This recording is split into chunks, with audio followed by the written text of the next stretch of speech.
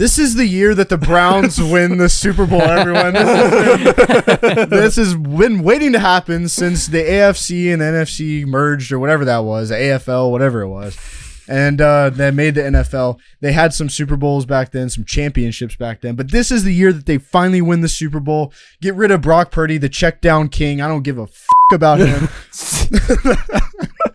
And the Browns are going to win. Cleveland is going to go crazy, bro. I cannot wait. Let's get it. Welcome back, everyone, to Against the Call. It's been a minute since I've been here for sure, but I had to come for this special episode, guys. It's episode 69, yes, boys. Sir. Let's get it. Now, I'm going to go through the lineup today. We have the pregame starting off, as always, and we're going to have our Around the League college football bowl recap / Natty Championship recap. If you guys want to listen to that, make sure you go to our Apple podcast and Spotify podcast to listen to that portion. Then we're going to have our Around the League NFL. We're going to have our countdown of the biggest Pro Bowl snubs of this year. There's quite a bit of them. We're also going to have our fantasy football recap over the entire year. We're going to have our Mike's Locks, where he's going to win you guys some money, as always. Of course. Then we're going to have our new segment, Extend, Keep, and Cut. We'll get into that when we get there. We're going to have our guessing the team based off Madden rankings. Me and Luke are always doing that. Michael gives the teams we guess, and it's always a fun time. And then lastly, we're going to have the pregame as always. So let's just jump the postgame, sorry. Let's jump into the pregame, though. How's you guys' day? It's pretty good. It's pretty good. Dude, I love the Guess the Team segment. It's like my favorite segment. Really? Yeah, straight up. 3 new teams, guys. Who's going to win today? I don't know. I mean, who knows? I've been playing Madden, but I've been playing like the league thing. Shit, but you might know some then. Yeah. You might know. I doubt it. But we'll see. I doubt it.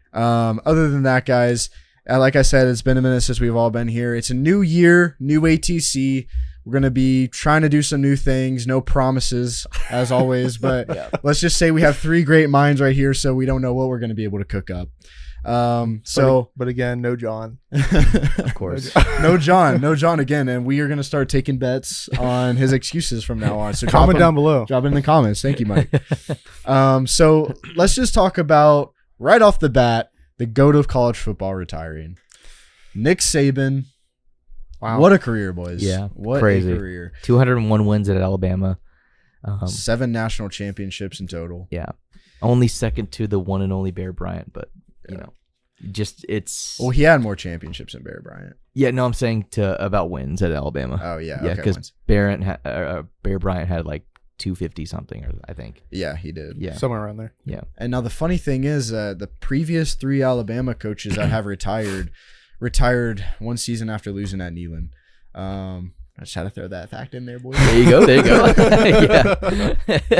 But it's good stuff. And and this news, it came out of the blue because of the time, but I think we all kind of knew that his time was dwindling down. He's been talking about retirement for about the past 5 seasons. Yeah. And anytime Saban loses, the fans want him out. I mean, I know that if I lost to Michigan like that, and I also lost to Texas during the season, and I had to deal with that after week 3, I don't know if I'd want to stay at 71 years old either. Right. Or 72, however old he is. But yeah, it did come out of the blue. I remember I was at work, and my best friend Aiden, he was like, "Hey man, Saban retired." And I'm checking out a customer. I'm like, "What?" Like I stopped what I'm doing. That's wild. But what a career. And you got to bring back that old clip where he's on the Miami Dolphins, awful season there. Yeah. He goes, "I'm not taking the job at Bama. Stop asking me that." And then he takes the job at Bama and then becomes one of the greatest college football coaches of all time. You know, he had that natty at LSU before. And he also was head coach at Michigan State. Yeah. He's also a defensive coordinator for the Browns. Yeah, and coached alongside Bill Belichick when he was there. Got them a playoff win. Yeah, he did. True. He did. But, you know, what an overall great season. And then as of the recording of this, obviously, there has been named a new head coach of Bama, Kalen DeBoer. And the thing is, with that, I was seeing all the betting odds. You know, as soon as a coach gets fired, you see all the coaches that are supposed to be the new head coach. Mm-hmm. People had Mike Norvell on there. I knew that wasn't going to happen. Why would you put up a stink at FSU and then leave like that? That wasn't going to happen. I don't get that either. Dabo Swinney's not going to leave for a team that he was constantly rivals with for the later 2010s. And also, he's building Clemson back up. Let's be honest. You know, they had a poor season last year. They ended with 9 wins because they beat Kentucky in the bowl game. But he was going to stay. And then also you got Lane Kiffin's name being thrown around there. And that one was actually a possibility for a slight chance because he leaves teams. Yeah. That's the only reason. But look at what he's doing at Ole Miss. The NIL, the transfer portal, he's killing it there. He wouldn't leave. And then Kalen DeBoer came about. And, boys, I don't know how I feel about this one. I'm not going to lie. Also, I forgot to mention Dan Lanning. I knew he wasn't going to go anywhere. He's got Oregon on top right now. Yeah. Especially with Kalen DeBoer leaving Washington now, it looks like Oregon is going to have a good time in the Big Ten. But with Kalen, I'm unsure. The reason for that is I think that he's a great offensive mind, and I think that's what's going to make him be good at Bama. And I think that it's way too early to say if he's going to do good at Bama or not. But let's look at his coaching resume. I mean, the Pac-12, whenever he did win the Coach of the Year in the Pac-12 the past 2 years, the Pac-12 is not that great. They were good this year. A lot of ranked teams, a lot of great games, which was funny enough, ironic because it was the last season. Yeah. But then you got to see like the defensive performance that his team always has is not great. And I think that that's going to be interesting for an already struggling Bama defense. But I think that I think he'll fit right into the SEC. But I'm unsure. I'm just unsure. I'm not going to say he's going to do awful. I'm not going to say he's going to do great. I've already seen people saying he's the second best coach in the SEC now. I don't think that that's right at all. I'm also on the fence about this guy. I'm not sure. I think that it's very difficult for a coach to transition that easily into SEC ball, and I think that he'll have a decent season. I don't think that they'll go far in the playoffs. They might make the playoffs. I don't know. I sound like I know nothing, but that's the thing though, is that with a new head coach like this, you really are you just have to play it out.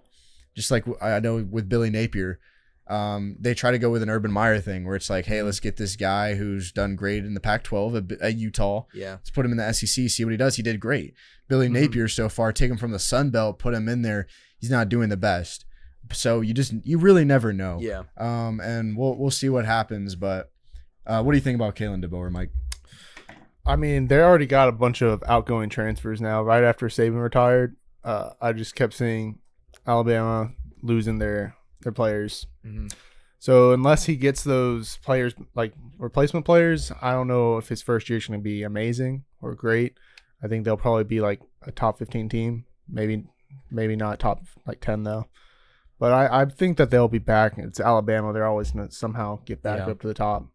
We'll find out, I guess. Yeah, I feel like this is going to be, in all honesty to me, I'm not saying he's going to do bad, but I'm saying I think that this is going to be the first time in a while that we see an Alabama coach leave only after a few seasons. Yeah. And we'll see if only time will tell for that. But all I know is that SEC fans around the league are so happy that Daddy Saban is gone. For real. And you feel like you have a little bit more of a chance now. Do you see like USF Twitter being like, we told y'all we got Saban out of there. Bro, USF ended Saban, guys. They made him retire. No. Yes, they did, dude. They made him retire. You don't realize that? Because they won that game. Oh, no, they didn't win that game. So how did they make him retire? I don't know. You've been seeing that on Twitter too, right? The answer is they didn't. Okay, they didn't. They're delusional. And no, don't get me wrong. I'm going to give credit to USF here. The whole time that they went to Raymond James, they had the Nick Saban's over party. That's clever. I like that. I like what they were doing with that. That's good marketing. But you didn't cause that. If anything, Michigan did. And I think either way, I think that if Nick Saban would have won the Natty or went to the Natty, he still would have retired. I think that this was pre-planned from the beginning of the season, honestly. And I don't know, man. But congrats to USF to only losing to 14 to a D3 or D1 lacrosse player at quarterback. That was a great game. You knew he was retiring when before the 12-team playoff came along. Yeah. I think so too. I mean, he already was planning on this for a few years now. Yeah. So it doesn't really surprise me. But congrats to USF for making Saban retire. Yeah, good job, guys. Phenomenal job. But you guys did it. But the 30 for 30 for Nick Saban is going to be absolutely insane. Yeah, it's going to be crazy. I can't wait to see that. He is one of the greatest head coaches of all time. So let's first start off with the elephant in the room coming from a Patriots fan right here. Bill Belichick has decided to part ways with the team. Never in my life would I think I'd see the quote-unquote greatest NFL head coach part ways with the team. I thought it'd be like retiring. But, in fact, it did happen, and we're here to report on it. It was expected. Yeah, it was rumors about it going on since the beginning of the season. Halfway through the season. Since like game 3, I think I started hearing rumors about this. It's whatever. Especially after last year too, and then you go into this year. They were pretty terrible this season, so I've been hearing it all season. So yeah, we were pretty bad, I admit. But we already hired our next head coach, former Tennessee player, Jerron Mayo. Tennessee great. And he has and Patriot great. Yeah, and he has a ring with the Patriots as well. 2014. An all-pro with the Patriots, linebackers coach since 2019. He deserves his shot. He was getting calls last year to go be a head coach somewhere else. He interviewed. However, he stayed, and now he's our head coach, and I'm excited. It was either going to be him or Vrabel. It was one of them. It was going to be some sort of Patriots player. I'm glad it's Jerron Mayo. I'm happy with it. I would have been happy with Vrabel. I think we're going to have a good future. I think the players love him. The fans love him. And I'm excited to see what happens. Fans love him right now. I mean, I think it's a good move. I think a lot of the time whenever you see like a defensive coach or linebackers coach become the head coach, a lot of the time it works out. I feel like, they'll probably be even more so a more defensive team than they ever have been, especially since they don't have a Tom Brady right now. So, but we're not hiring I saw this day. We're not hiring a new general manager. We're going with I forgot who it was. There's 2 guys that they're just keeping on. They're going to act as the general manager, which not a fan of. Yeah. I wish we just hired a GM. But another news, I think maybe we're actually going to draft someone at 3. We're not going to trade back. So that's a W. Yeah, you definitely just need to start drafting playmakers and maybe get. I want Marvin Harrison. Is who I want the most. I think you guys should get that wide receiver from Washington. Roma Dunze? Yeah. Over Marvin Harrison? Yeah. Ain't no way they're drafting. Well, I just don't think. I mean, you guys have the 3 pick. The 3 pick. I mean, if Chicago takes a QB, Washington's not taking a wide receiver. Yeah. They're gonna take the other best available QB. It's possible, but I just like a Dunze better. But Marvin Harrison is the best wide receiver in college football, though. Yeah, if he's available, you can't take another. I don't think Marvin Harrison is the best wide receiver in college football. Who is it? He may have won the Blinken-off, but Malik Neighbors had better numbers than him. I mean, yeah, they're not going to choose Neighbors. Marvin Harrison is a tremendous ball player. Yeah, and he's going to be great in the NFL. His name is carrying him farther than. I don't disagree with that. But I do think that he's also like a generational type of talent anyway whenever it comes to that position. And I think he is going to be great. Roma Dunze is better than him. Yeah, I also think that he's the same way. I think that this entire draft class, and I'm excited about this draft class because I think that it is so loaded with offense. Yeah. That I'm all about offense. I can't wait to see all the quarterbacks go, the wide receivers, great running backs in this draft, and I'm curious to see where Roma Dunze does land. I just feel like of what I've seen at least, seems like he is the most like pro-ready type of receiver, in my opinion. I think Marvin Harrison is also up there for being very pro-ready, but I just like Roma. I think that especially for what the Patriots are probably going to do, they need his type of playmaking. So I mean, because like a lot of what Marvin Harrison does is deep threat type of stuff and a lot of 50-50 balls, and I don't really see Patriots going down that route. I mean, that's what we need, though. We have, yeah, but like you need somebody that could do everything. Exactly, but Kendrick Bourne's more of our slot guy right now, but he's probably leaving. No, he's gonna be gone. Yeah, did you all see his Instagram post? No. He like in his description, let me know where you go, I'll be there or something like that. I'm like, great. Well, there goes Bourne. Because like other than him, you have zero playmaking. You also don't even have a very great tight end either. I mean, we have good tight ends. They're okay. Hunter Henry and Mike Gesicki are good tight ends. We don't need to. I mean, if we're drafting Brock Bowers, don't draft a tight end. I'm just saying, like if we're drafting Brock Bowers, I'd still be happy. He's amazing. Yeah. I'm just saying you need to draft a playmaker just in general. And if it is Marvin Harrison, then great. I think Marvin Harrison is the best shot. What I want the Patriots to do is sign a veteran quarterback this year, like Kirk Cousins. Yeah, get playmakers and get somebody, maybe try for Justin Fields, but he's probably not going to land in New England. I have a feeling I kind of have a small feeling we're not going to get Marvin Harrison because I think the Bears are going to stick with Justin Fields and get him. Yeah, because the Bears are also a team that needs a playmaker. So if that happens, we're probably going to draft a quarterback, whether that's Caleb Williams or Drake May. I don't think the Bears are. Well, because I could see Bears sticking with Justin Fields, especially after his press conference. Yeah, I think he knows. I think he knows he's out. And when players know they're out, they're out. Mm-hmm. Like very rarely does that happen where they think that they're out and then they stay. But I mean, in that press conference, he was like, "Thank you guys. Probably gonna be the last game with you guys." Yeah. So I don't think Justin Fields is not staying. It'll be either Drake May or Caleb Williams. I would think it'd be hilarious if it's Drake May, like another North Carolina quarterback. Fair, dude. And I think it's gonna be another North Carolina quarterback taken too high. I'm not fully pressed on Drake May. Honestly. Yeah, I'm not sold on him. I'm not sold on him either. And I think that as much as I hate Caleb Williams for the type of person he is, I think that he's better than Drake May. Honestly. Yeah. I agree. But in other news, we can move on. Bill Belichick retired, but also 25% of the NFL needed a head coach when Bill Belichick retired, including the Seahawks. Pete Carroll is no longer the coach, but he's still going to stay with the team as like an assistant or advisor Kinda or like something. what Bruce Arians. I think did. I think he's just going to be he's still on like the Patriots advising team or something like that. Yeah. And that's crazy. I mean, we're losing greats, guys. Like we're not going to be seeing these awesome coaches on the sidelines anymore. Yeah, Bill Belichick gone, Saban gone, and now also Pete Carroll also gone. I mean, we're looking at and then now you got this entire new landscape of college football. We're looking at just an entire new world of football to look forward to this August. Yeah. And I'm really curious to see how it goes. I'm all for change. So I'm excited, but yeah, with Pete Carroll gone and you bring up Mike Vrabel, I think he's going to the Falcons. I'm curious to see where he goes. Falcons is possible. It's funny. Saints, maybe. First off, firing him was the dumbest choice the Titans could have made. Very dumb. But now you have a guy who's pretty much the most sought after coach in the NFL right now. Yeah. I think that, the Chargers want him, the Falcons want him. I mean, the list keeps going on, and I think that the Falcons do have a good shot. If I was him, I would go to either the Chargers or Falcons. Yeah. If I was picking, I would pick the Chargers because of their offense is amazing. He's a defensive mind, so he can bring in a good defense. And they have a pretty decent defense. It's just that coaching sucks. Like their head coach is terrible. I think that he would draft very well for the Chargers. And they also would because like they have pretty decent playmakers offensively. I mean, especially with Herbert. But, Keenan Allen having a great year as well. Yeah. They have Quentin Johnson. I mean, he wasn't that great this year, but maybe it was just a bad year. Try it again this year with the new head coach.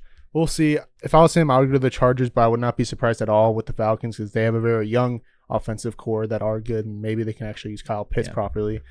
But I will say with Herbert, you got to protect that boy. Yeah. They'd probably have to draft an alignment or something like that. So go on the free agency, sign one. Yeah. So we all do think that Belichick is retiring, right? No, he's not retiring. I don't know if he'll retire. I don't think he's retiring. I don't think he would have said going he's to another retiring. team.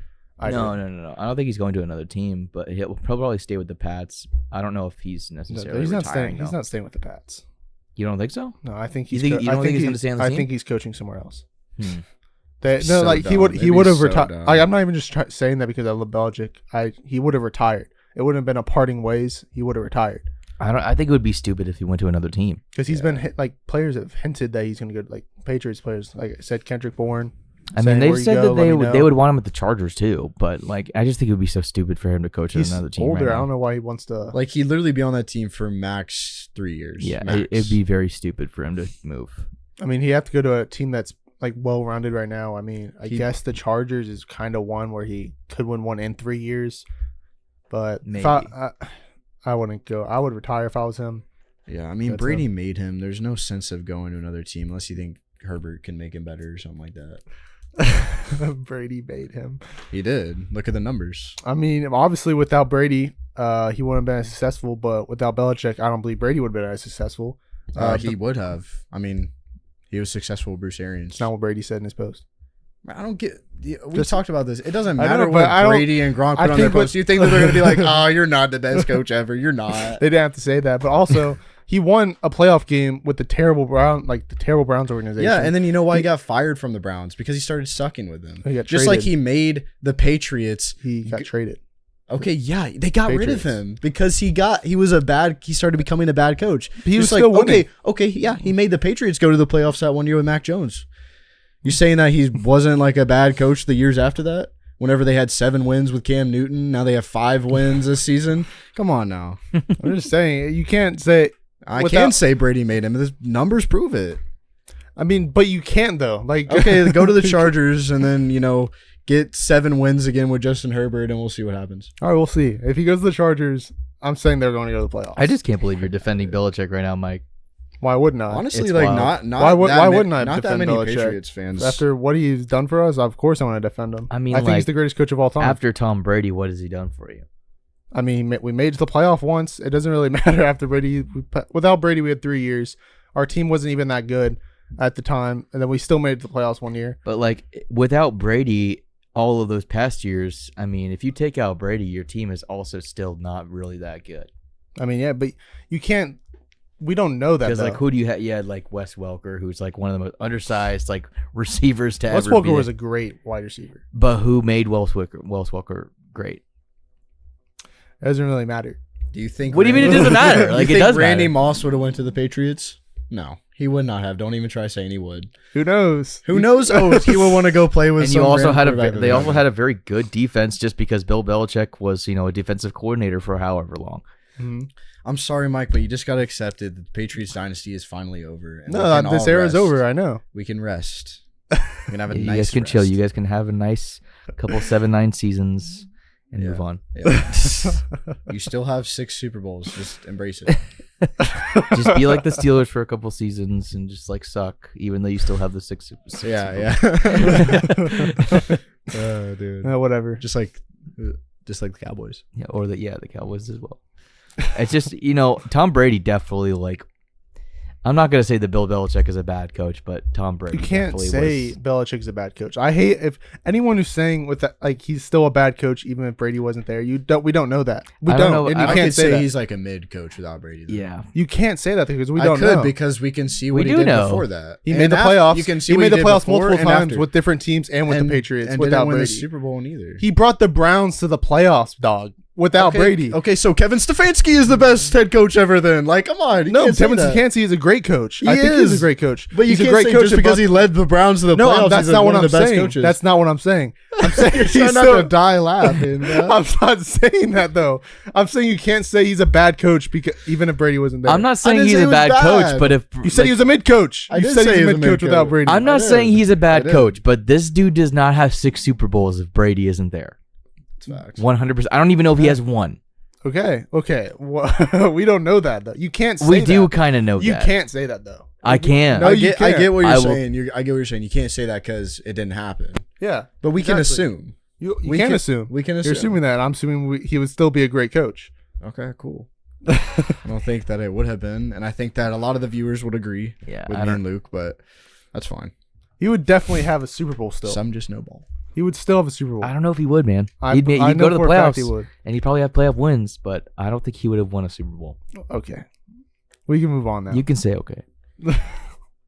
You can't say that. I mean, All right, and then this stat right here.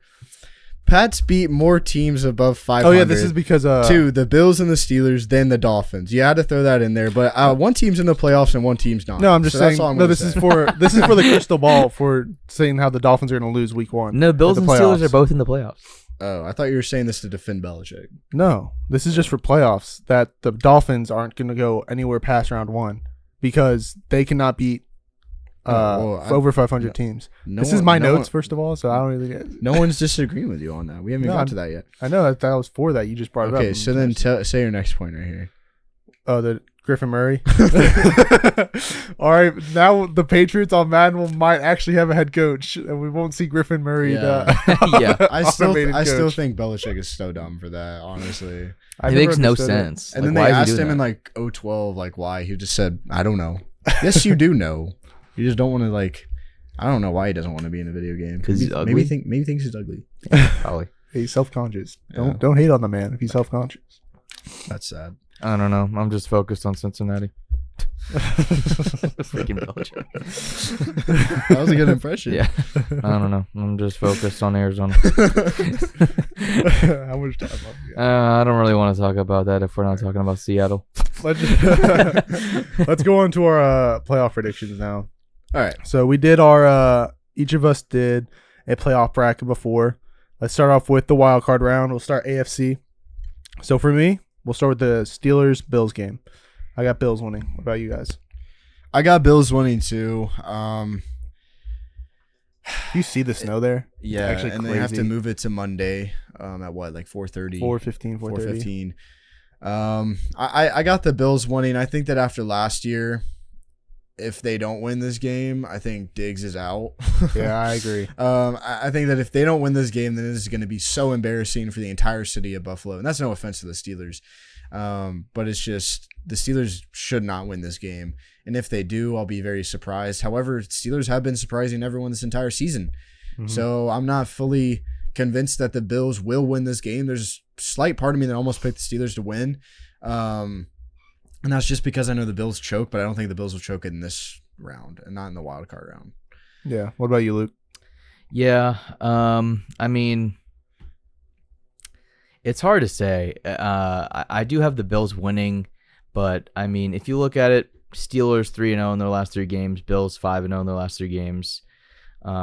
But with the weather, I think the reason why this is going to be a really close game is, honestly, it comes down to the weather, because whenever you look at Josh Allen, he's such a high risk, high reward type of QB, with 18 interceptions this season. That's crazy. And the Steelers defense is, done pretty well on the defensive side. Even like whenever it doesn't come to TJ Watt, we've still been pretty decent in the secondary. Yeah. And Mason Rudolph also, whenever it's come to horrible conditions, he's been actually very accurate. Even whenever it was pouring rain and freezing in Baltimore, he only incompleted 2 passes, and those 2 passes, I believe, were drops. So, and he also threw a touchdown. But the running game for the Steelers has also been very good with their last 3 wins. Offensive line has been dominating. So it's really, in my opinion, it's a toss-up. But I got to go with Buffalo just because they have been so hot, and it is in their own conditions. So they'll probably figure out a way to win. And also defensively, the Bills can do just enough to be able to stop the Steelers to really do anything offensively. And I think it's going to be a lot of heavy work for the running backs for the Steelers, and I just don't know if they'll be able to make that jump to be able to push us to win this game. Which sucks. I do think that the Steelers, even though they're my team, I do think that they're probably going to be first round exits, which blows, because I mean, really, we shouldn't even really be in the playoffs at all. But I guess we'll just have to see. The game has been moved to Monday because of the weather conditions, but yeah. I think that it's less on the conditions and more on the risk reward that you're talking about with Allen, because even last year in their own conditions, they lost to the Bengals. It's a big factor, I think, because the Steelers' defense has been playing pretty well these last 3 or 4 games.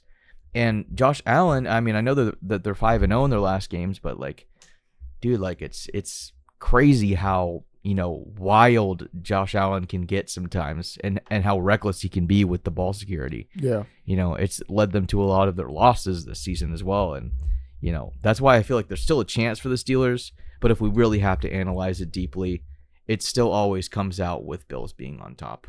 Mm-hmm. So I'm trying to think of it as objective as possible, because I mean, obviously it's my team. I've looked at this game so much, and I think that really any way you analyze it, you come out with the Bills probably winning this game. Yeah. So yeah. Now moving on to the next game, we got Dolphins at Chiefs. This is going to be played tonight, actually. This is going to be on Peacock, which is so dumb. Yeah, it's weird. So but dumb. When this is out on YouTube, this game will be already have happened. Yeah. But so who do y'all think? I got the Chiefs. I got the Chiefs too, and that hurts me to say. It does, but there's no way that the Dolphins win this game, honestly. I don't think and so. I hope it proves me wrong, but I think that the Chiefs could run away with this game. I mean, they already kind of ran away with the game during the regular season when they played in Germany or whatever. Yeah. So I mean, this is also a game where the Dolphins are like 0-10 when it's below 10 degrees or whatever. So they're not ready for this conditions. The coldest game ever in the playoffs. So I look forward to this matchup, but there's no way that the Dolphins win. I just see the Chiefs winning just because their defense has really figured out teams this season, man. Like Kansas City's defense has carried them to most of their wins because their offense has been very boring and lackluster this season. But, playoff Patty, whenever he comes out with that certain mentality, I feel like he's going to finally figure out a way to get the ball to his playmakers, and that defense is just going to dominate. So I feel like the Miami Dolphins are going to get a little bit frozen up. Yeah, I agree. I'm going to go Chiefs as well. Dolphins, they aren't that good against 500-plus teams. I mean, they only have one win against the Cowboys, and that was a really close game. Arguable from Cowboys fans that they argued for that game. I don't, like you said before, the Chiefs game, the Chiefs ran away with it. I think it's going to be even harder for them to even win this game with the cold weather. Yes. I just don't really see an outcome where they win. I think the Dolphins are one of the most overrated teams this year. So we can move on to the Browns-Texans game. This game, I think, is going to be the closest of the wild card division. This is my favorite game of the wild card. I'm excited to watch this game is going to be so good. And for us, this comes on in like 2 hours. Yeah. So this game will also already be over by the time of this recording on YouTube. I'm so hyped for this game. This game's going to be crazy. I really hope it is. I'm going to start off, and I'm just going to say Browns. And I think that the Texans have a really good shot. In fact, I think that the entire AFC is opened this year. I think that the NFC is a little bit more locked in, which we'll get to in a little bit. But I think the AFC is completely open with how poor the offense the Chiefs have had this year. The Bills barely sneaking into the playoffs too. The Ravens being very dominant, but yet I just don't know if they can make it all the way to the Super Bowl. Kind of choke in the playoffs. Yeah, they do. But I'm going to take Browns in this game. Joe Flacco's season, he's never lost a wild card game, and I think that he'll be able to get that upper edge on a rookie quarterback, C.J. Stroud, who, he's on a mission, and we all doubted him at the beginning. Let's be honest. We all doubted this guy, but now I'm in love with this man. He's awesome. He's doing everything right. I'm glazing on him right now, but C.J. Stroud, man, he's going to be dominating the league for a little bit, I hope. And I think that this is just the start of his playoff journey, and it'll come short to Joe Flacco's hands. Brown's offense has found every which way to overcome, this season, all the adversity.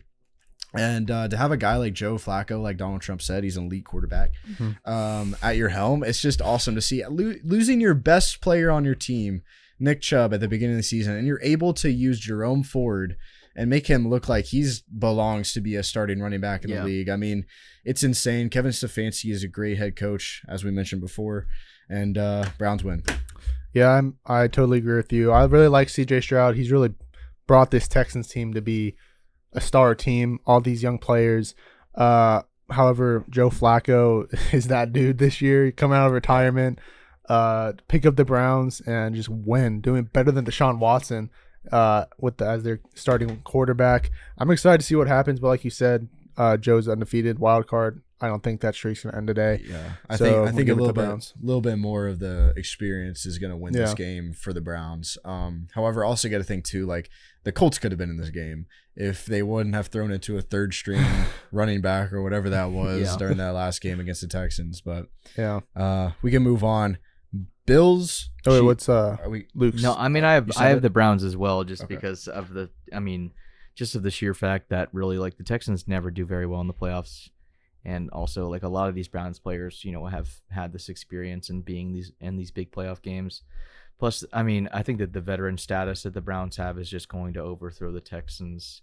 And it's possible that the Texans maybe freeze up. But I know that the reason why I think this game is so fire is because, both of these teams are extremely hyped right now going into this game. They're both very fiery.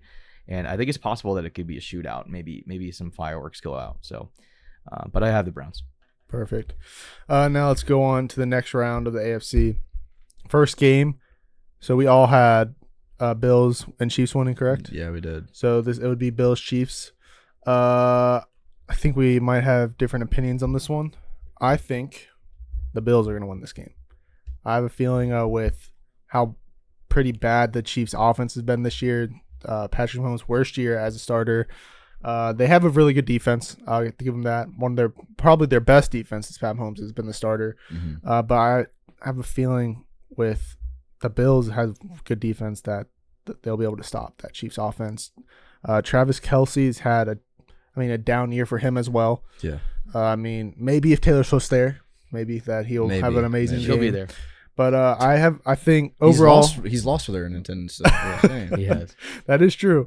But the Bills, I feel, have a better overall team this year, well-rounded. They don't have Von Miller. They don't have Tre'Davious White. That's the one thing. Actually, I don't know if Von Miller's playing this game. I don't know if he's playing yet. I just know he had like a I just think domestic abuse thing. So I actually not sure. That's just a slap on the wrist. I just think that in this game, like, dude, the Bills just have such a friggin' problem with the Chiefs, dude. Every single time that they play, I think they're due. This game is just such an issue for them, and that's why I have the Chiefs winning. I think that for some reason the Bills are going to go in this game so in their head and want to, change history, I guess. And it's the curse. It's just whenever it comes to the playoffs. The Chiefs, Andy Reid, their defense, it's just so strong. And I feel like Josh Allen's going to throw a couple interceptions. And I feel like the Chiefs run away with this game. I can see it. I'm going to take the Chiefs, and I think that this is going to actually be a really defensive game, like we were just talking, Mike. Yeah, I agree. I'm taking the Chiefs in this one, and I think that, like I was mentioning before, the Bills are just cursed, and they're not going to get to the Super Bowl this year. If they do, I think we'll all be surprised. And they'll lose a fifth Super Bowl. Yeah, they'll lose their fifth Super Bowl. Exactly. Because they went to like 4 and they lost all of them in a row too. But I don't know. I think that this loss to the Chiefs, it's going to be a defensive battle. It's going to be really close, and the Bills are going to start rebuilding after this year, after this loss. And give me the Chiefs. Okay, perfect. Now the next game we have here, we all have Browns Ravens, if I'm not mistaken. Yes. For me, I think it's going to be a really close game, but I'm going to go with the Ravens because of how dominant they are and how dominant they've been in the AFC this year. Lamar Jackson is rumored to be an MVP season. Mark Andrews is coming back. He's practiced on Friday, so that's a big bright side for the Ravens and the Ravens fans. Like I said, I think it's going to be really close. I think it's going to be a pretty high-scoring game. I can see 30s, high 20s, 30-point game. But I'm going to give it to the Ravens. Yeah, I'm going to disagree with you, Mike, because I have the Browns winning this. And honestly, it's really one word: defense, defense, defense. Because honestly, for the Ravens and for Lamar Jackson, this is probably the hardest defense that they're going to play in the playoffs. Yeah, I agree. In my opinion. And also, I feel like the way that Joe Flacco and that offense has been playing and putting up like 30 points a game, really, I feel like they're going to score like 35, and it's just going to be too hard for Lamar and that offense to come back from that. And I think that they're going to try, and it might be a close game, but I just feel like they're going to try and reach for that lead and never be able to catch up, and it's going to be over. And I think the Browns are going to win. I think that for me, this is where Joe Flacco's Cinderella story continues. Yeah. I mean, you're going up against your old team that you won a Super Bowl for. In your old stadium. And I can't wait for this game. I hope this game comes to fruition, and I hope to see this game.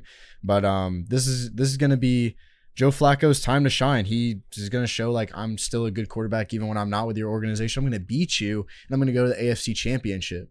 And Flacco's still got a freaking cannon, dude. Like, that was one of his like biggest traits whenever he was in his prime, is the fact that he can throw that ball so far and so hard.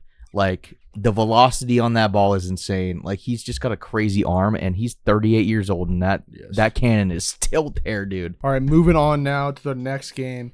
So it would be, for me, Bills, Ravens. For y'all, Chiefs, Browns, right? Yes. So in my opinion, this game, I think the Ravens would win. I think it would be an easier matchup for them than the Browns are. Like Luke said, I think this would be the Browns were the toughest, maybe, defense they'd be playing, and the Bills' defense doesn't match to the Browns' defense. And if they can beat the Browns, I believe they can easily beat the Bills. They have a better offense and a better defense than them. I think they're the better overall team. I think they'll go on to make it to the Super Bowl this year. Yeah.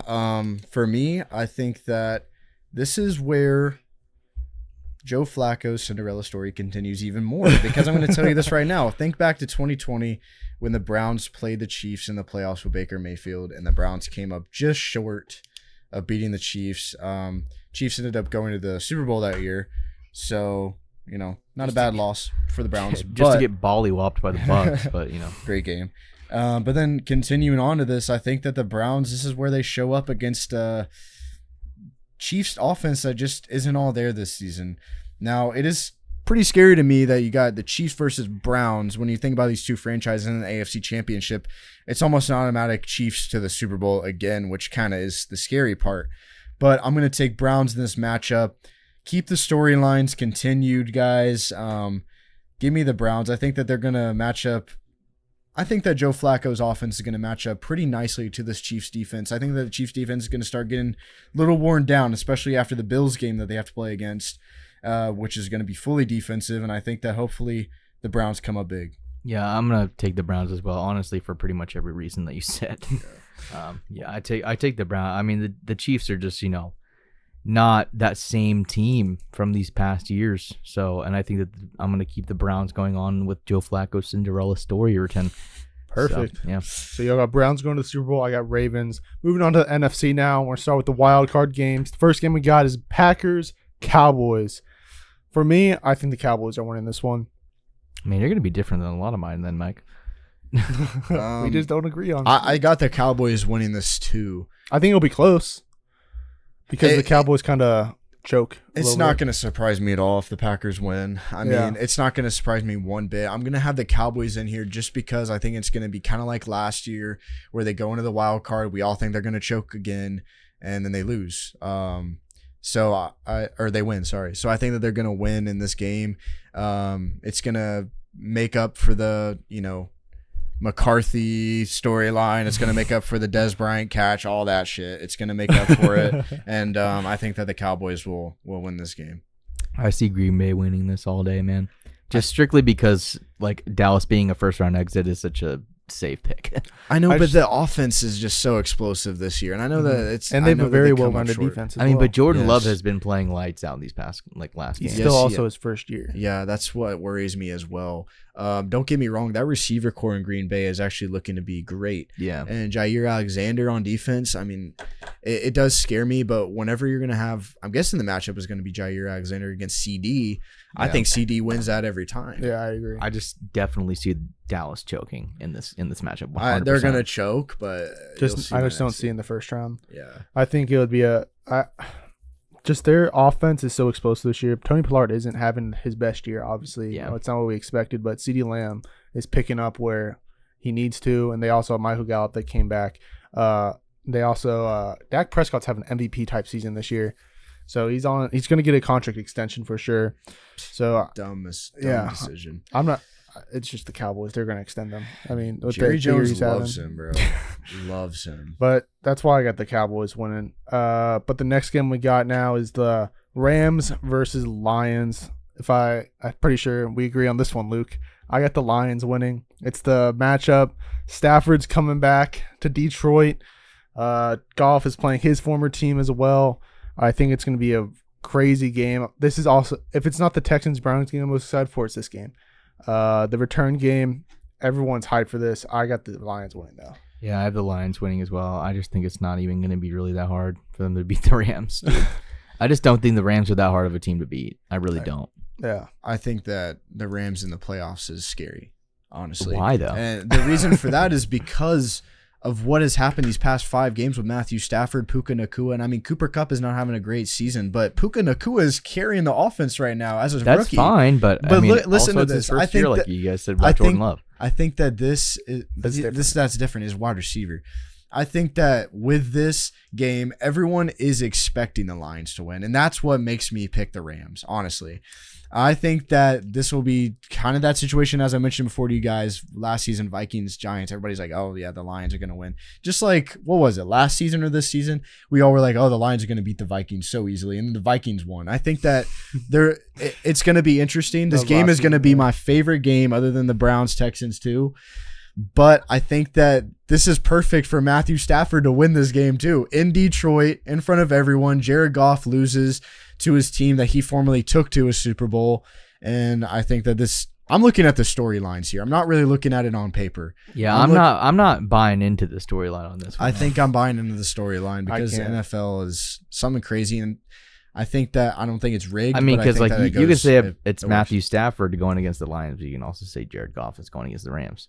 Yeah, but also Stafford has won a Super Bowl with the Rams too, and I think that he's I mean, Jared Goff's been to one. He's been to one, but he didn't win it. And I think that just plays into a little bit of the storyline here. And I think Jared Goff is a different quarterback than he was at the Rams. I totally agree with that as well. I agree with that too. And I think that's what makes the Rams win. But you said they have Puka Nacua who's going to carry this team. Lions have Amon-Ra St. Brown, who was snubbed of a Pro Bowl. They also got Swift, don't they? Or not Swift. Not Swift. They have Montgomery and Montgomery. They have a great running game. They have a great running game. They also have Laporta. I'm not sure if he's playing this game. I know he got hurt in Week 18. Don't know why they played him. Very stupid. But I think that I just really don't think this is that hard of a test for the Lions. I hope they don't, go into the game. I think it'll be a fun game to watch, but I'm pretty confident. If it's my real pick, then I'm gonna pick the Lions. But I'm going with this. I'm sticking with the Rams on this, and you guys are gonna be surprised. I'm just gonna say, I truly believe in this one. I looked at this one a lot before the segment. If they win, I don't want to fucking hear it, Nick, because I'm objective about this type of stuff. So, and honestly, if this was America's choice, we'd have Browns Lions Super Bowl. Let's be honest, but no. I don't think that it's gonna happen. As much as I'd want it to. I mean, I guess, yeah. But we can move on now. Now the last game of the wild card: Eagles, Bucks. Y'all know we are Bucks fans. Yeah. We do live in Florida. They are our closest team, and that's not the reason I'm picking them. But I am picking the Bucks to win this game. AJ Brown's out. Jalen Hurts is playing with a hurt finger. If he does play, that was a pretty bad dislocation. Yeah. Looked like on the videos. He'll definitely be weaker. Last time I checked, he hasn't thrown since that game, so that's not good.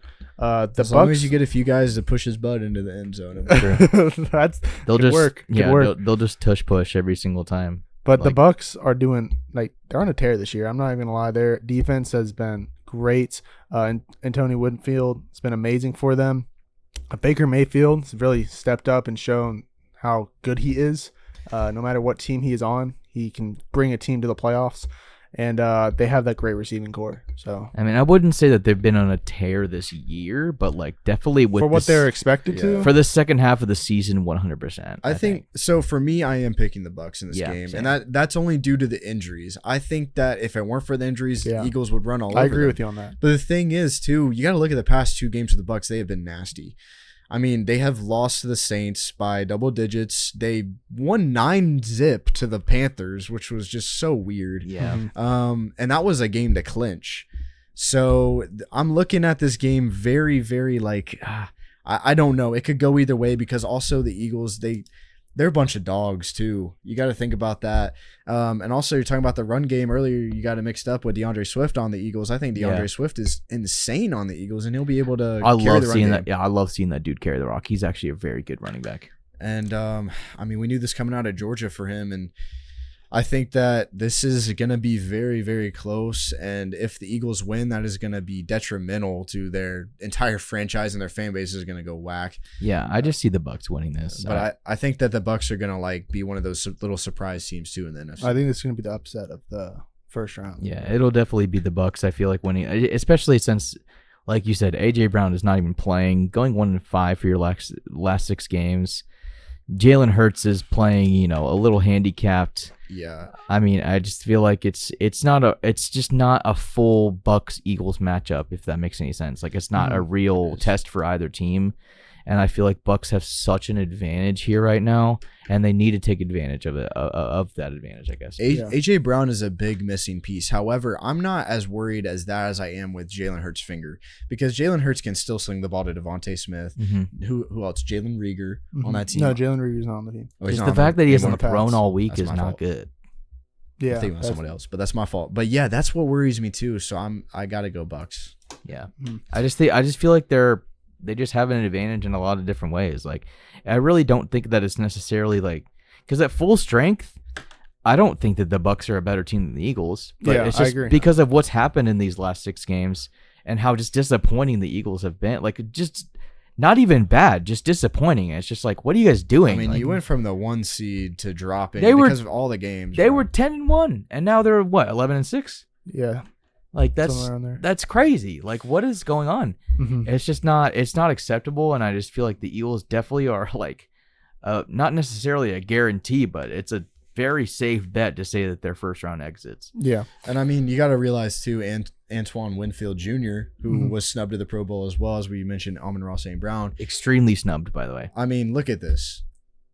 As Michael has written here, had more of almost everything in forced fumbles, interceptions. Wait, what is sacks? Okay. I haven't seen it spelled like that, but that's fine. And then, so I think that Antoine Winfield Jr. is going to be able to do some damage as well. I freaking hope, dude. Yeah, he definitely should have been there over Buda Baker. And if the Bucs go to the Super Bowl and win it, then Winfield should be happy that he won a Super Bowl instead of. I'm sure he'll be fine with it. Yeah. But going on to the next game, the first game we have, all of us have different games. For me, it is Cowboys Lions. In this game, I believe this is the game where the Cowboys will choke to the Lions. I've already said my points on why I believe the Lions are going to win. Same thing against the Rams. But I think Laporta would be back by this game if he's not playing in the first game. And that's a big plus for the Lions. Jared Goff, I believe he's going to bring this team to what everyone's expecting him to do. But yeah, I got the Lions in this one. What about you, Nick? For me, I'm going to have Cowboys-Rams matchup, and everyone in the comments will hate me because I have no analysts on this. Analytics, sure. Analysts, I think. Analysis. There's a word. Thank you, dude. But I think that this is where the Cowboys choke. So I'm going to pick Rams in this. And it's going to be one of those things where it's like, how did the Rams get to the NFC Championship? This makes no sense. It's going to be just like that. With a terrible team last year. I will say I agree with you, Nick. If the Rams do beat the Lions in the first round and it is Cowboys-Rams, then I could definitely see the Rams beating the Cowboys 100%. Yeah, exactly. There's just something that looms over the Cowboys' heads, and they definitely choke in that divisional round all of the time. So go ahead, Luke. What about you? What's your matchup? I have Green Bay versus Detroit, and this is the matchup that Detroit wants 100%. This is the matchup that they want, and this is definitely a matchup that they take advantage of. I think that they'll play a really strong game in this divisional round. I know that the Detroit has really horrible luck in the playoffs, just like how the Cowboys do, but for some reason, this team just looks very different to me, and I think that the way that they match up against Green Bay is so good for them, and I see them winning that and going to the NFC Championship. Yeah, that's a good take. I mean, an NFC North matchup like that's going to get a lot of numbers. Yeah, and it's what they want to. They want to play Green Bay. I would want to play Green Bay. Yeah, I would want to play Green Bay too. Yeah. But the next game we have, all of us agree it's going to be Bucs 49ers. It's going to be a blowout, just like it was this season, just like last season. At this point, I do believe it'll be a blowout. I think the 49ers will take this easily. They're easily the best well-rounded team out of the entire playoffs. On paper, at least, yeah. On paper, at least. Their defense, amazing with Chase Young being added this year. On offense, Christian McCaffrey, Brock Purdy putting up numbers to possibly win MVP this year. But then he slipped because of the 4-pick game. Yeah. But it's not the point. What I'm saying. I know. The point I want to make here is I think that, like you mentioned, in the entire playoff landscape here, the 49ers have the best shot at going to the Super Bowl. And we thought this last year. However, Brock Purdy got injured last year, and then the Eagles overtook them. And that was an ugly game. But also, when you have a fourth-string practice squad quarterback playing in your game, of course, you're barely going to put points up. I think that this is the year. Like, if it wasn't last year, that's fine. The Eagles got there, put up a great Super Bowl, but this has got to be the year that the 49ers go. Totally agree. So we both got 49ers. What about you, Luke? Yeah, I got 49ers versus the Lions, and I think that this is a game that, I mean, I know it's pretty crazy, but I think that this is just a game that Brock Purdy, he's just going to go off in, dude. Yeah. I think that I know that the Lions defense is pretty decent, and they got a good offensive scheme going on, but, I mean, I just see Brock Purdy. I'm already envisioning it right now. I just see Brock Purdy throwing dots, man. Because, dude, he throws ropes, bro. He really does. Mm-hmm. I know a lot of people call him the check down king, but, dude, just look at any game that Brock Purdy's ever played in. This dude throws dimes. He really does. I think he does. I'm just thinking of that Iowa State game where he just throws it like as he's going to the sack. It's an automatic pick six. Yeah. But I mean, just throws dimes, and then we have like that.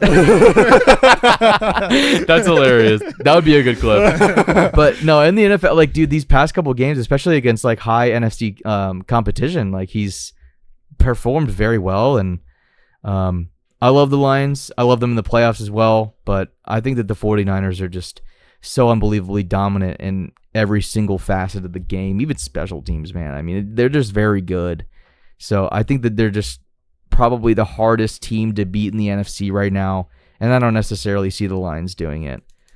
Maybe it's close, maybe not. Who knows? Maybe they get a really bad call and the offensive line just didn't report. Who even knows if that's the NFC Championship? We don't know. So. Yeah, but I mean, I hope it is. I think it would be a good game, but okay, so we're all on to our Super Bowl matchups here. We all have the 49ers going, just like last year, actually. But Mike's got the Ravens, and both but me and Mike Nick has Mike has the logo, the colors. Everybody thinks it's going to be Ravens 49ers, and that's actually one reason why I don't think it will be. But go ahead, Mike. You got Ravens 49ers. That's the matchup that's expected. It is expected, but both 1 seeds. Might I add? They are both 1 seeds, but both teams have been on a tear this year. I'm very excited for this. If this matchup does happen, I think it'll be a really close game. I think it'll be probably the most entertaining Super Bowl we could possibly have. Lamar Jackson, these are two were MVP candidates at quarterbacks, Brock Purdy, Lamar Jackson. Brock Purdy's story is actually crazy. Mr. Irrelevant, now bringing a team to the Super Bowl, possibly winning. I believe he will win the Super Bowl this year. I said that last year, but I also said since the end of last year, I think the 49ers have the best chance and will win the Super Bowl this year. I'm going to stick with it. I think Christian McCaffrey will get his Super Bowl. Man's the best running back in the league. He's shown it this year. They have Brandon Ayuk, who him and Debo literally switch off every other year. One's the better wide receiver, and the following year the other's the best wide receiver. But Debo gets hurt a lot, so we'll see. Yeah. If they're all healthy, they'll win the Super Bowl, in my opinion. I got Browns 49ers here in the Super Bowl, and honestly, I feel like it's Cinderella story versus, the Goliath of the story, the team that isn't supposed to be here going against the team that 100% should be here. And I feel like it's just, it's going to end up like the end of that football movie where the Cinderella story goes great for a little while, but they just barely lose. But it's still kind of a happy ending at the end of the day. I feel like the 49ers are probably going to take this all of the way. As much as I'd like to see Joe Flacco get another ring, especially with the Browns, and maybe, move on and try and take over the rest of the division, which would be funny to watch. But I don't know. I just think that the 49ers are just so dominant, and I feel like playoff-wise, they just match up so well against these guys, and I don't know. I don't necessarily even see the Browns winning to begin with. So I'd love for it to happen. If the Browns did win, I wouldn't be angry, but I just see the 49ers winning this all. Yeah. Luke, Nick, what about you? This is the year that the Browns win the Super Bowl, everyone. This has been waiting to happen since the AFC and NFC merged, or whatever that was, the AFL, whatever it was. And they made the NFL. They had some Super Bowls back then, some championships back then. But this is the year that they finally win the Super Bowl. Get rid of Brock Purdy, the check down king. I don't give a fuck about him. And the Browns are going to win. Cleveland is going to go fucking crazy, bro. I cannot wait. Let's get it. It's going to be a party in Cleveland Heights. Just like how it was in Bourbon Street whenever the Saints won the Super Bowl. It's going to be crazy. But yeah, I have them down to win, and that's just because every year I kind of try and pick somebody who probably won't win. I think that the 49ers will win. Dude, there would be. I mean, I'm picking the 49ers, but there would be a big smile on my face if the Browns. I would love the Browns to win. That would be awesome. Dude, think about the party that Marshall Shive will throw for us, man. Yes, sir. But I'm buying a Browns jersey or a Browns shirt or something to go if I'm going to that party, bro. Because if they win it all, I'm gonna be so high. I'll have to wear my Browns Mayfield jersey. That's the only yes, one sir. I got. Yes, sir. That's fine. And in reality, though, guys, I do think the 49ers will win, but I will have the Browns down to win. I'm going to get a Johnny Manziel jersey. Yes, dude. Well, yes. That's our crystal ball for the playoff predictions this year. How much time do we got left? So we're going to head into a quick fantasy recap of this year. I'm just going to go over the best players at each position. So, first of all, Luke, how was your fantasy seasons? It was okay. I mean, I'm in a very competitive league. Did you win? I did not win first place. No. Did you win second place? No. Third place? I didn't even make playoffs. Oh. So yeah. But it was okay. I went even. I went 7-7. But it's fine because it's my second year. My first 2 years I both went 7-7. But it's okay because it's a 14 team league. Yeah. And we're all very good at fantasy. And it's a very competitive league. And the fact that I didn't only get like 4 or 5 wins is actually You're 500. Yeah, it's a win for me because like a lot of these teams, like there's a lot of the players in this league that I know have been doing fantasy for so long. And the fact that I'm like better than them in this league is a win for me. Yeah. It sucked because I did have a huge playoff. Like I was second seed at one point because I had beaten like there was 3 teams that were undefeated and I had beaten them all and I went 3-0 against all of them. Like I had to play them 3 times in a row and I beat all of them. And I had a really good playoff spot locked up.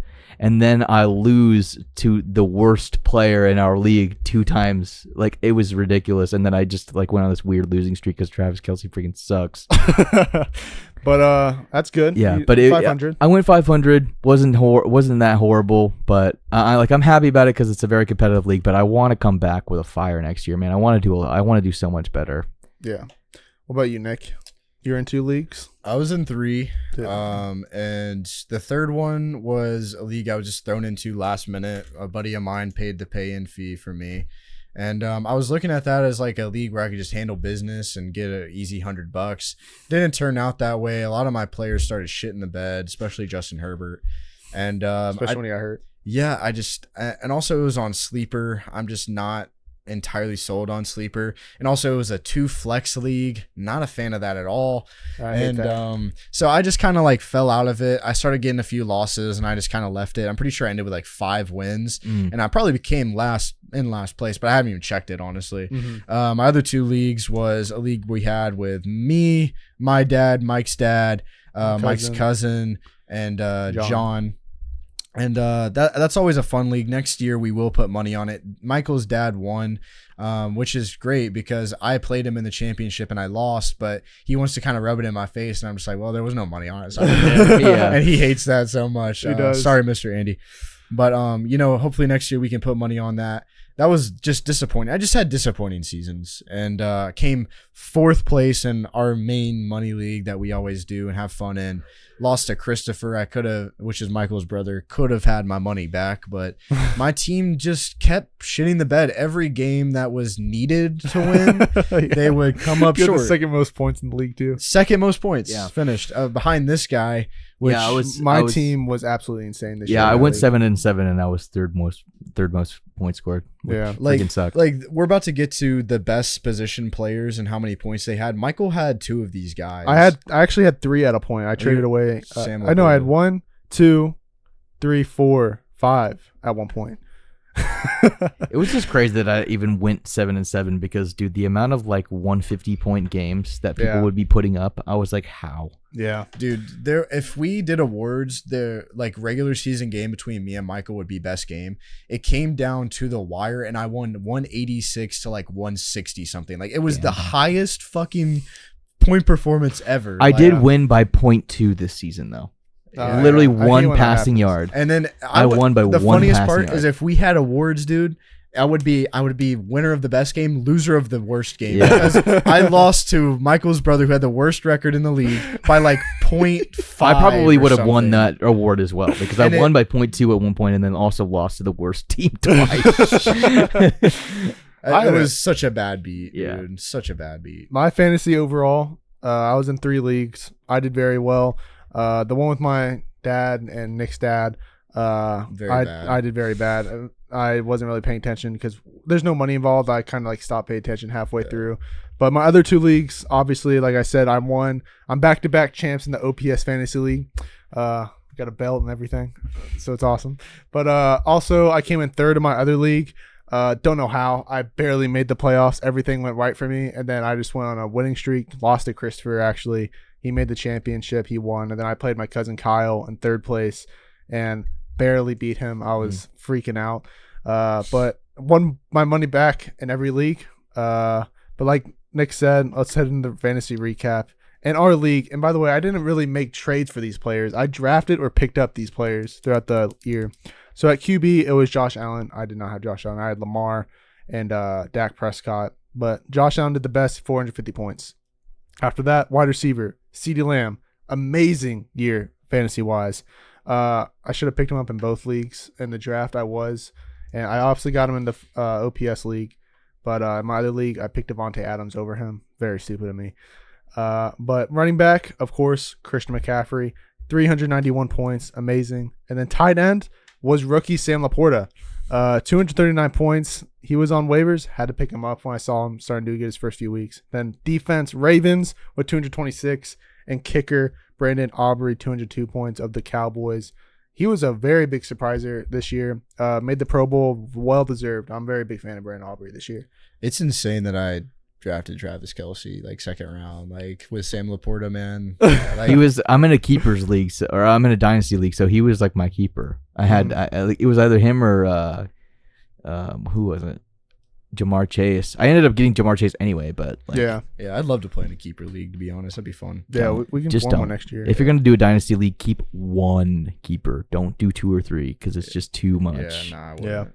That's where super teams start to get fun. Yeah, it's too crazy. And like our commissioner, like of our league, tried to pull something like that, and it was just ridiculous. Bro, I hate when commissioners try to do that shit because he tried to set up the league for him to win. Like it's just annoying. It was straight up cheating. I traded Sam Laporta away when Justin Jefferson was hurt. I traded him, Mike Evans, and Justin Fields for Justin Jefferson. When Jefferson got hurt, like his second week hurt. It really was a win-win for both sides. John started getting wins because of the players I gave him, and I didn't even really. I played Justin Jefferson once, really, in a game that mattered. I benched him in the championship game just to secure my win. But that's the fantasy recap of this year, and we're gonna head into extend, keep, cut. All right, everyone. Now we're going to go into our last segment we have today, which is extend, keep, cut. It's a new segment I saw on TikTok. I'm going to give them a list of different QBs, and they're going to say whether they want to extend them to a multi-year deal, keep them for one more year, or cut them on the spot. So are you guys ready? Yes. Year. QB number 1, Baker Mayfield. Nick, let's start off with you. I'm going to go keep. I'm not signing a multi-year extension for Baker Mayfield. I think he's had a great year so far, but I got to see what one more season under Todd Bowles that he can actually do. I mean, barely snuck into the playoffs. There was some games where Bucs fans were saying, hey, could put Kyle Trask in, and that doesn't make me that excited to sign him multi-year. I'm going to go keep before I extend because I'd like to extend, but he does need one more year under his belt to really prove that he's going to be, the next, I guess, quote unquote franchise QB for this team. Yeah, exactly. So yeah, definitely just keep him for one more year because he really has like done pretty much everything he needs to do, I guess, for this team. Like he's definitely had bad games, but I mean, Baker Mayfield has surprised me definitely this season. I thought for sure, because like one of my predictions at the very beginning of the season was that the Bucs were going to be probably one of the worst teams in the league, if not the worst. But I've been definitely proven wrong, and Baker Mayfield's a big reason why. So that's why I would like to extend, but he definitely does need just like one more year. I'm glad to say that I had them winning the division. I'm happy to say that. True. I mean, it's not a hard division to win, but it came down I to had the wire, I had the Saints winning the division, and they were close. But because I just thought that their team was actually pretty stellar. Yeah, but they came up short a lot of times. Yeah, they did. And Derek Carr's quarterback play has just been rough. Now the next quarterback I have for y'all is Jordan Love. Jordan Love. I'm signing a multi-year extension for this guy. Same. I think that he was drafted to be the next franchise quarterback, and I think that he's starting to look like it. I mean, first year as a full-on, first-year starter, he's got him to the playoffs. Yeah. Now they're going to have a big test against the Cowboys, and we'll see how that works out. But, I mean, he's been slinging the ball like – I'm not going to say Brett Favre, but he's been slinging the ball like very, very well. Yeah. And I'm excited to see what he does. Next franchise quarterback to the Green Bay Packers. I agree. Yeah, I'm signing him to an extension just because, like, I think that if the Green Bay Packers, why would I say the Green Bay Packers? No, I just think if Green Bay like goes for somebody else QB wise, I just feel like they would be taking such a big step backwards. Like it would just be so wrong for them to do that. I mean, I guess you could say keep Jordan Love for one more year, see what he does. But honestly, like he has, like you said, been starting to look like this next franchise quarterback for this team. And I think that you do extend him and just keep that problem out of the picture for now because there's so many other problems on that team that they can go and fix before the quarterback is the problem. So, and Jordan Love's doing what he can. So extend him. Perfect. Next quarterback we got here, I have a feeling I know your answers. Sam Howell. Cut. I like what he was doing here in the first half of the season. He was leading the league in passing yards, and I know that there's a lot of other problems on that Washington Commanders team, but he's got to be done, man. Get him out of there. Yeah, you got to cut him as well. I think that whenever you got the second overall pick where you can snag a great quarterback in this already loaded class, go ahead and snag another one. Sam Howell will do great in the UFL. Yeah. All right, that was a fast one. Next one I got here is Justin Fields. Oh, man. I'm going to start off and just say cut. I think that he can do better on another team. I think that there's no point in keeping him one more year when you got the first overall pick. And like I just mentioned before, there's already a loaded QB class.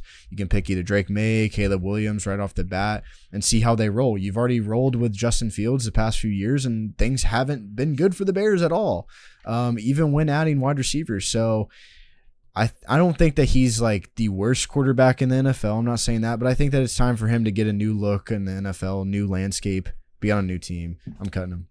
If I'm the Bears, I'm saying keep for another year, just because coaching has been really bad. Playmakers have not been very great. I know they've added wide receivers, but DJ Moore had that one really revelational game. Keep him, but they just need a little bit more oomph on that offensive side, as well as coaching has been bad. So if I'm the Bears, I keep Fields for another year. But the reason I'm going to actually say for myself cut is just because I don't think that's going to happen, and he will, like you said, Nick, thrive way better on another team. Like Seattle, possibly Atlanta, possibly. Those are probably the biggest two teams that he'll probably land at. Yeah. The Pats are probably definitely giving him phone calls. But it's just, put him into a different system. That's why I say cut. But if I'm the Bears, I would keep him one more year. Perfect. The next quarterback I have is Jared Goff. I think that's pretty easy. Mm-hmm. I'm signing him max extension. It's got to be. Veteran QB, playing well, big reason on why they're starting to have a little bit more success. Yeah, you got to extend this guy. Who else are you going to get? Why would you keep him one more year and look to the future? I think that Jared Goff is doing everything you want him to do. Is he a little bit of a stationary target in the pocket? Absolutely. He should definitely work on that, and I think that they will work on that. So extend him. You got to. If it ain't broke, don't fix it. Yeah, and exactly. I think that he's also very great at getting the ball to his playmakers. That's why Ron St. Brown is so successful, because he has a QB getting him the freaking rock. So you got to extend this guy. You have to. Now, if you were to cut him, you have a future Hall of Famer, Hendon Hooker, that can pick it up. But I say sign the max extension. All right, we got three more quarterbacks for you. The first one now, Kenny Pickett. Go ahead, Nick. I have my answer. I'm keeping 1 year. In fact, me and Luke actually talked about this already, which is funny enough. I'm keeping him one more year. If he's not ready by then, he's out. I'm saying keep 1 more year because I have the 3-year rule. They did it with Mac Jones, and that's the reason why Mac Jones is not going to get another shot. 2 years with a really bad offensive coordinator, and then as soon as that offensive coordinator is gone, he has probably near the best game of his career, and also we put up over 400 yards on offense, which we hadn't done in like a very long time. And then, the next game he plays the Cardinals, and the reason why we lose that game isn't his fault because he gets hurt at the beginning of the game. And then as soon as that happens, Mason Rudolph comes in, or Trubisky comes in, we suck. Rudolph comes in, and he has a stellar 3-0 run, and everybody's immediately writing Pickett off. I think Pickett has good talent. I think that he's ready, and I think that he can play. Sorry. I think that he can play well for us. And honestly, that's probably why I would keep him for 1 more year. All right. Next one we got here now is Brock Purdy. Brock Purdy, what a guy. This is an easy answer. I think this is an easy answer as well. I'm signing the multi-year extension. You have to. Why else would you ride with anyone else at this point whenever this is a guy who got you to the NFC Championship after being Mr. Irrelevant, and he's probably going to get them to the Super Bowl this year and most likely win it all. So I see there's no point in just saying, keep him 1 more year. I think he's still on his rookie contract, right? So yeah. They'll definitely have to fix that. Yeah, I mean, it's just the 49ers, for the 49ers, Brock Purdy is the definition of playing the hot hand. This dude is hot. And he's probably going to remain hot for a long time. Pause. hot guy. He's a hot guy. Nice little face and a nice rump. No, no, but he's the hot hand though. He really is, and he honestly game manages very well, and he fits so well within the system. I don't see a reason why you would only keep him one more year and look to the future. Definitely extend this guy. He is your future. You have to. He's a big reason why the 49ers have such big talks with them this year for the playoffs and why they're expected to go to the Super Bowl and stuff like that, because people love Brock Purdy as an MVP candidate, and there's really no reason to cut him or keep him for only one more year. Perfect. Now we have Mr. Kirk Cousins. Nick, you're wearing the Vikings jersey. Oh, this is a Dobbs I know jersey. Josh Dobbs, but you're wearing a Vikings jersey. I don't like the Vikings like that, but I'm going to have to say keep one more year. I think that's probably the only valid reason. I mean, I wouldn't say cut him. He was dealing without Justin Jefferson this season, and whenever they are together, like, the stack is crazy. And I'm going to just say keep him one more year, see how he does. He is starting to fall off. As you can tell, he's already injured too, which worries me. But I'll give him one more year to prove himself. If he's not good by then, it's time to start looking in the draft. If I was the Vikings, I'd start looking in the free agency or the draft right now. I think that Kirk Cousins, his injuries are going to continue to be a problem even more so. He is getting older, and he is a QB that right now gets hit a lot. If you watch the QB documentary with him, Patty Mahomes, and Mariota, half of his episodes, whenever he was playing the game, you just see him getting absolutely beat the hell up. And I know that's an offensive line problem, but he gets hit a lot, and he also did at Washington. And those injuries are wear and tear. They're going to continue to make you physically impaired and less good of a player. Just because, he's had rib problems, he's had knee problems, he's had shoulder problems, and just because of the straight fact that he gets hit so much.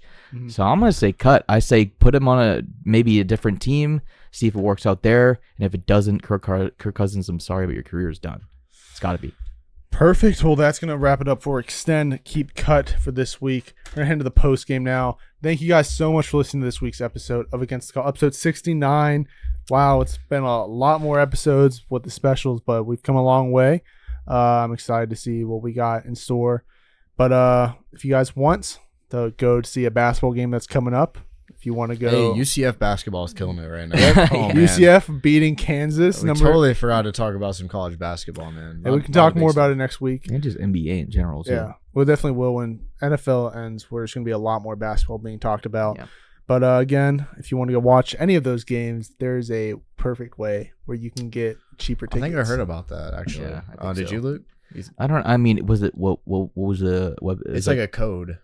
Oh, it's a code? Yes. You can use on an app or a website and stuff. For SeatGeek. Oh, so for SeatGeek then. Yeah. So you can use code ATC then. Yes. Yeah. That's what I heard around use code ATC. $20 off your first purchase. $20 off your first purchase. And if you, you're like, oh, well, I already had a first purchase, just make a new account. Gmail is so easy to make. Mm-hmm. What if you're tired? You're I'm so tired. Yeah, when you're long day at school, you have to stay home and study. Or but you have this game to go to where you're probably get some Zens. Kind of tired. Yeah, no, not Zens. I mean, Zens would work for me, but I mean, what do you think? Zens. I'm thinking something like energy type drink, not like a Monster though. Oh, there's this thing that I actually was checking out. It's called Dubby. Oh yeah, they don't even have maltodextrin. Yeah, they do. It's actually a good fact. And it also energizes you, and it can last you all day. We have a code for that actually. We do? Yeah, it's Against the Call in all caps. Just use that www.w.gg for 10% off your next purchase. So any purchase. 10% off. Yeah, last time I had W was quite delicious, delicioso, if you will. We get Spanish up in here. Yeah, his last name is Cabrera, and he doesn't know how to speak Spanish whatsoever. Well, if you want to go to a game though, or you don't know what to wear, there's some things you could wear that I'm thinking there's some awesome things you could wear Against the Call t-shirts. They're super comfortable. No, they're so comfy. They're awesome. Even if you don't want to wear it to a game, but they're so comfortable, you can sleep in them. You can if you want. Wear them to prom. Wear them to whatever you want. Wear them to your wedding. Might as well. Put a blazer over that, John. Just be like, I'm against the call. Dude, it looks fire at a wedding. And then I'm just like, hey, if we get enough orders, we'll make black ones. You can wear them to funerals.